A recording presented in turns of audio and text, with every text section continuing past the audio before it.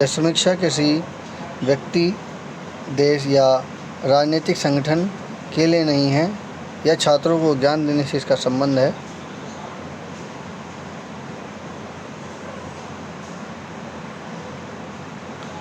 खतरे में ट्रंप की साख।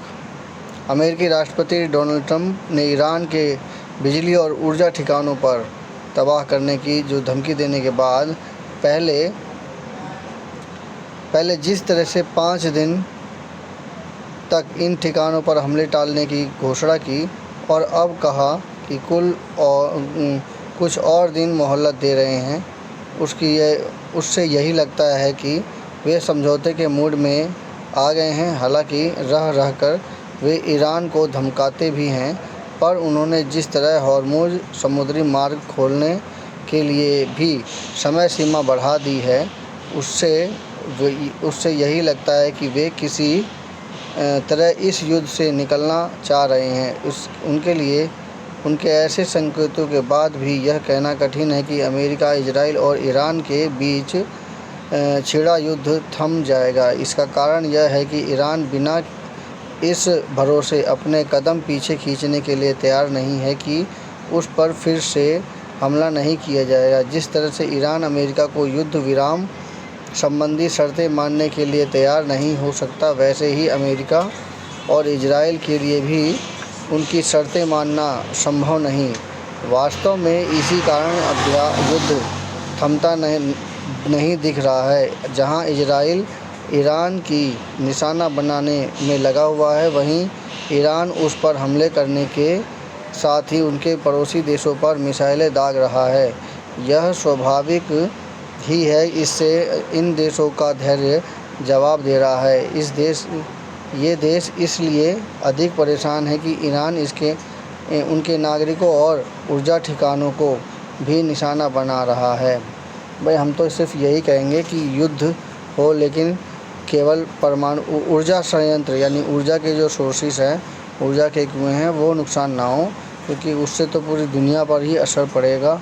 और कोई भी चीज़, जैसे समझ लो कि घर में हैं और घर के सदस्य आपस में लड़ रहे हों और वो टीवी फोड़ रहे हों और फ्रिज व्रिज ये सब फोड़ दे रहे हों, सेम समझ लो कि यही हाल है इस वक्त खाड़ी युद्ध का, या कोई भी युद्ध हो, उनका यही हाल है कि लोगों के उपयोगी चीज़ को भी वो तोड़ देते हैं। तो अगर किसी को गुस्सा भी दिखाना है तो वो घर में जैसे टीवी तोड़ करके या फ्रिज तोड़ करके गुस्सा एक्सप्रेशन करना, तो कहते हैं कि घर ही पागलों का है। उसी तरह से युद्ध का भी यही हाल है कि उस युद्ध में पागलपंती ज़्यादा होती है, लड़ाई कम होती है। लड़ाई की तरह हो तो ज़्यादा अच्छा लगता है। अब पागलपंती हो तो वो कुछ कह नहीं सकते। यदि खाड़ी के देशों में ईरान पर जवाबी हमले करने शुरू कर दिए हैं तो युद्ध एक नए मोड़ पर पहुंच जाएगा। निसंदेह ऐसा ना तो ट्रंप चाहेंगे और ना ही विश्व के अन्य देश, क्योंकि ऊर्जा संकट कम होने का नाम नहीं ले रहा है। इसकी चपेट में भारत समेत अन्य एशियाई देश भी नहीं हैं। यूरोप और अमेरिका भी आ गए हैं। इस ऊर्जा संकट के लिए प्रत्यक्ष रूप से तो ईरान जिम्मेदार है, जिसने हॉर्मुज़ जल मार्ग बाधित कर रखा है, पर परोक्ष जिम्मेदार अमेरिका ही है, जिससे बिना कुछ सोचे समझे इजराइल के साथ मिलकर ईरान पर हमला बोल दिया। ईरान ने अपनी जवाबी कार्रवाई से न केवल अमेरिकी इजराइल को तंग किया है, बल्कि पड़ोसी देशों को भी। यदि ईरान और अधिक समय तक जवाबी कार्रवाई करने में समर्थ बना रहता है तो अमेरिकी राष्ट्रपति को अपना रुख और नरम करने के लिए बाध्य होना पड़ सकता है। इस स्थिति में उसका प्रभाव कम होगा, न केवल अमेरिका में बल्कि अंतर्राष्ट्रीय मंचों पर भी। ध्यान रहे कि वह विश्वव्यापी ऊर्जा संकट के लिए वही जिम्मेदार माने जा रहे हैं और घरेलू स्तर पर भी उनका विरोध बढ़ रहा है। ईरान युद्ध के पहले उन्होंने जिस प्रकार वेनेजुएला पर हमला किया और अपनी मनमानी टैरिफ नीतियों से अपने मित्र देशों समेत दुनिया भर को तंग किया, उसके चलते उनकी विश्वसनीयता को और साख पहले से ही कम हो चुकी है।